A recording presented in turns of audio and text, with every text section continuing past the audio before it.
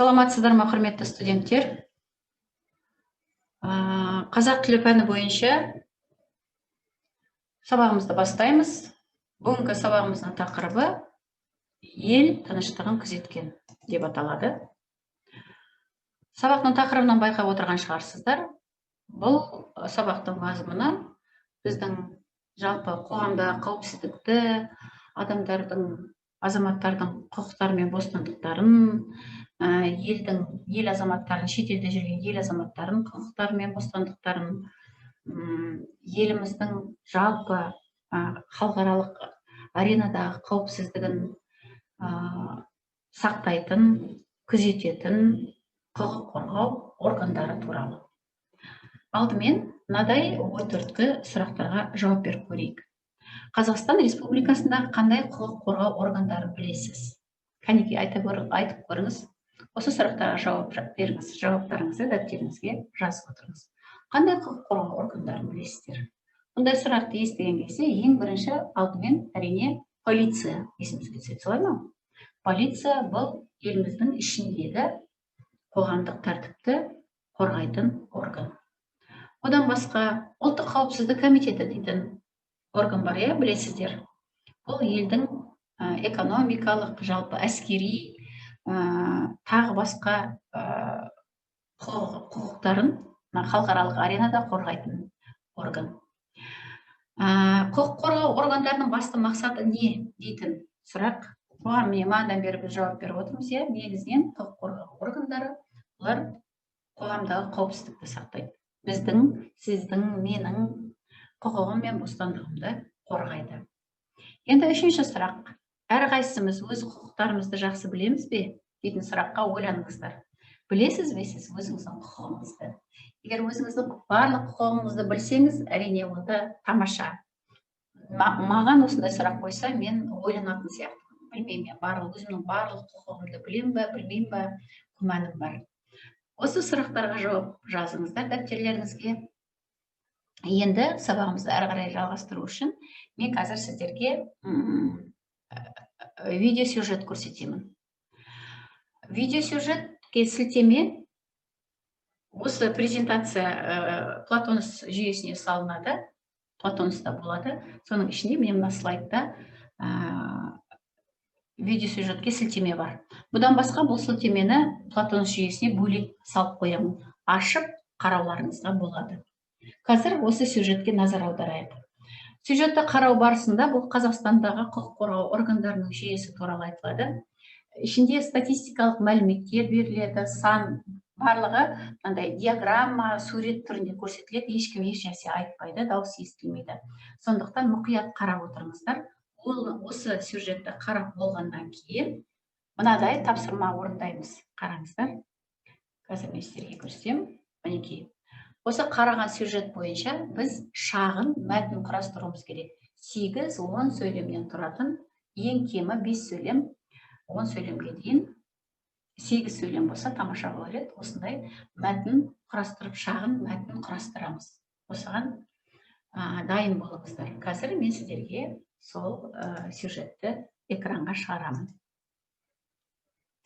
Мұқият қараңыздар. Ұзақ емес, шағын ғана.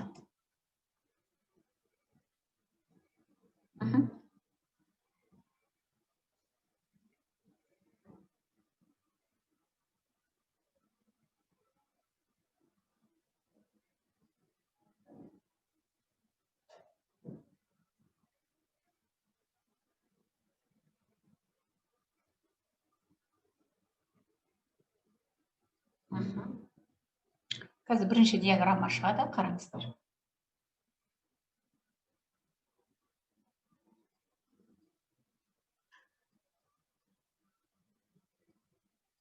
Мінекей. Қанша әскер бар бізде, полиция қызметкері бар. Полиция қызметкерлері ең көп елдер. Қараңыздар, біздің ел нешінші орында тұр? Алғашқы орында қандай мемлекеттер тұр? Қараңыздар.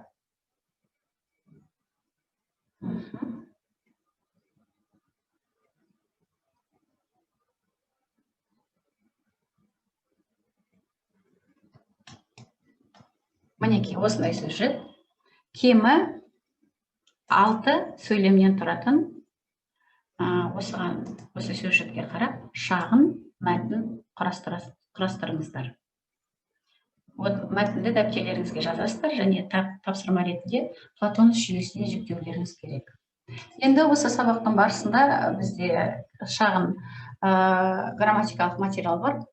Бұл материал сіздерге мектепте өткенсіздер, сұраулы сөйлемдер деген тақырып өткен боласыздар. Соның жалғасы ретінде, соған қосымша ретінде, негізі қазақ тілінде сұрау мәнді сөйлемдер мінекей алдарыңызда тұр, қалай жасалатыны тұр, түрлері тұр. Сұраулы сөйлемдер құралу үшін міндетті түрде сұраулық шылау керек. Ма, ме, ба, бе, папе дейтін. Және ол болмаса егер, онда сұраулы сөз керек. Сұрау есімдігі болу керек ішінде. Міне сұрау мәнді сөйлемдердің құрылысына назар аударыңыздар. Бірінші, нақты сұрақтар. Нақты сұрақ қоямыз. Бүгін кітапханада болдыңыз ба? Болжау мәнді сұрақтар. Бұнда болжау мәнді сөздер болу керек. Мүмкін сен бізбен бірге киноға барарсың. Мүмкін дейтін сөз сұрақтың болжау мәнінде екенін көрсетіп тұр. Күдік мәнді сұрақтар. Күдіктенеміз. Ертең біз емтихан тапсырамыз ба? Өтініш мәнді сұрақтар. Дәріханаға барып келе аласың ба? Растау мәнді сұрақтар. Сен университеттен келіп қойдың ба? Кінәлау мәнді сұрақтар. Кінә қоямыз. Қалайша хабарласа алмадыңыз? Және соңғы өтініш мәнді сұрақтар. Шынымен де олар кездесе алмады ма? Осындай сұрау мәнді сөйлемдердің осындай мағыналары бар, осындай сұрау мәнді сөйлемдер бар біздің тілімізде. Қазір мен сіздерге келесі слайдқа назар аударыңыз. Мынандай 3 сөйлем бар. Прокурорлық қадағалауды жүзеге асыратын орган прокуратура болып саналады. Екінші, республика прокуратурасы сотта мемлекеттің мүддесін қорғайды.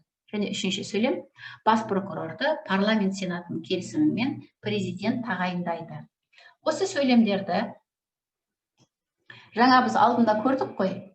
Мінекей, қараңыздар, сұрау мәнді сөйлемдер. Осы мына формаларға келтіріп, мына сөйлемнің біреуін алдындағы сұраулы сөйлемдердің түрімен түрлендіресіздер. Мысалы, республика прокуратурасы сотта мемлекеттің мүддесін қорғайды ма? Бұл нақтылау мәнді сұрақ, мінекей, нақты сұрақ.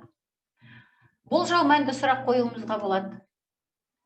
Мүмкін республика прокуратурасы сотта мемлекеттің мүддесін қорғайтын шығар. Осылай, осының ішіне бір сөйлемді алып, мына формаларда, мына көрсеткен формаларда түрлендіріп дәптерлеріңізге жазып қойыңыздар. Қазір келесі тапсырманы орындаймыз. Міне тапсырманы әуелі түсініп алыңыздар. Қазір мен сіздерге материал берем, 3 түрлі. Құқық қорғау орган, 3 құқық қорғау орган туралы, ұлттық қауіпсіздік комитеті туралы, бас прокуратура туралы және полиция органдары туралы материал көрсетем қазір сіздерге. Ол материалдар Платонов жүйесінде де жүктеліп тұрады. Сол материалдың ішінен өзіңіз таңдаған бір түрін таңдап алыңыз өзіңізге. Содан кейін сол таңдаған материалыңызбен танысып, сол бойынша 3 сұрақ дайындайсыз. Қазір мен ол материалдарды сізге көрсетемін.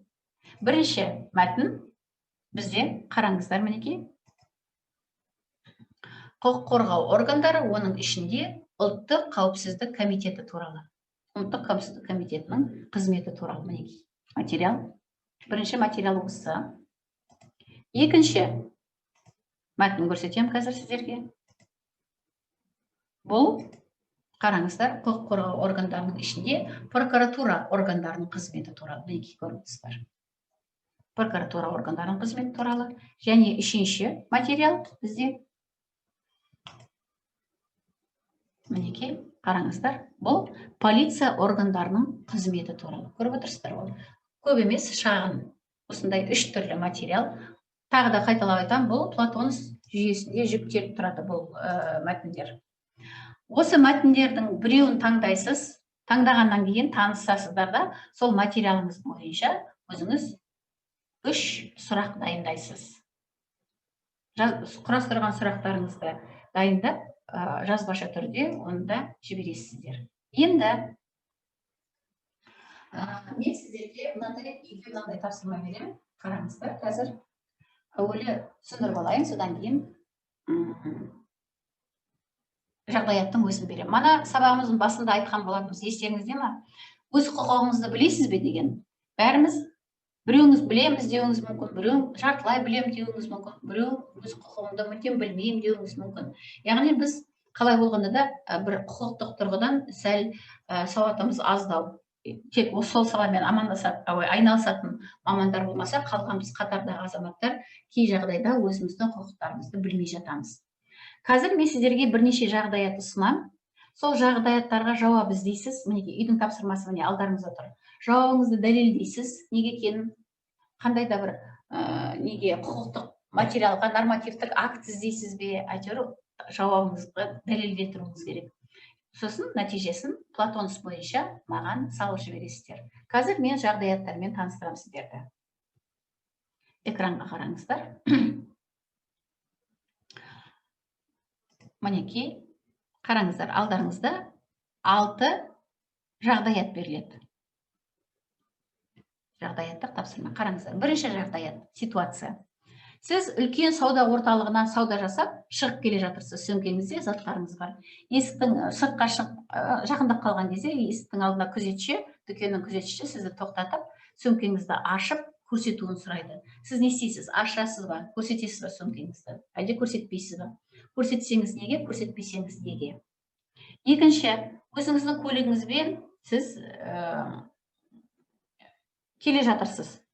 Көшеде сізді полиция қызметкері тоқтатады, жол полициясының қызметкері тоқтатады да, сіздің жүк көлігіңізді, машинаңыздың жүк бөлігін ашыңыз деп сұрайды. Не істейсіз? Ашасыз ба, ашып көрсетесіз ба, көрсетпейсіз ба? Осы туралы. Неге? Үшінші ситуацияға қараңыз.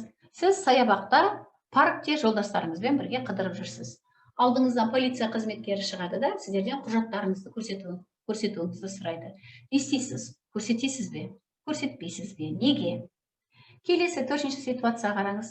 Сіз Алматыға пойызбен кетіп бара жатырсыз. Пойызға мінейін деп тұрған кезде қасыңызға бір үлкен апа келеді де, бір пакет ұсынады. Сізді Алматы бір вокзалынан Айдар дейтін жігіт күтіп алады дейді. Мұны алып кетіңізші деп өтінеді сізден. Пакетті аласыз ба? Өзіңізбен бірге алып кетпейсіз ба? Неге екенін айтасыз. Бесінші ситуация. Қала көшелерінде келе жатып, бір қиылыста көшеде жолдың бойында бір автокөліктің адамды қағып кеткенін көрдіңіз. Ол адамды қағып кеткенімен тұрмай, тоқтамай өтіп кетеді, кетіп қалады. Яғни оқиға болған жерден қашып кетеді. Сіз осы оқиғаны көрдіңіз, машинаның нөмірін көрдіңіз, маркасы қандай екенін көрдіңіз. Не істейсіз? Полицияға барып хабарлайсыз ба, жоқ па? Және алтыншы ситуация.